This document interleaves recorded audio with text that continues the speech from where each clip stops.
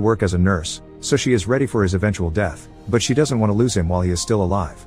Feeling guilty, especially after the catheter incident, Edward goes to talk to Carter and tells him they should stop doing this.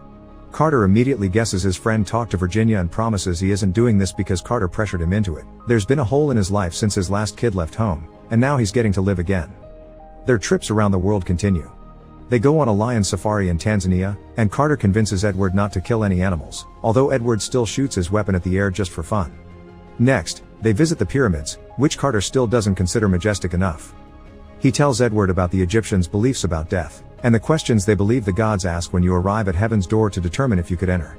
The first one is if you've found joy in your life, to which Edward answers yes.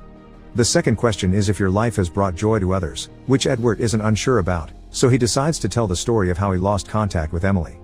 After the divorce, she went to live with her mother, so they would only see each other during the holidays or talk on the phone. After she went to college, she started dating a guy that Edward didn't like much, so he was against them getting married. This upset Emily, who didn't invite her father to the wedding. A few months later though, Emily showed up at his house, admitting her husband had hit her. Edward wanted to bash his brains in, but Emily wouldn't let him because trauma made her defend her husband, claiming it wasn't his fault and that she had started the fight. When it happened again, Emily didn't go to her dad, and Edward only learned about it because his ex-wife told him. So he did what any father would do, he hired a thug that threatened Emily's husband and got him to leave her. This made Emily furious, she called Edward names and told him he was dead to her. Regardless of her reaction, he doesn't regret it, and he'd do it all again even if it means not being allowed into Egyptian heaven. Next they go to India and visit the Taj Mahal, where they discuss their funeral options.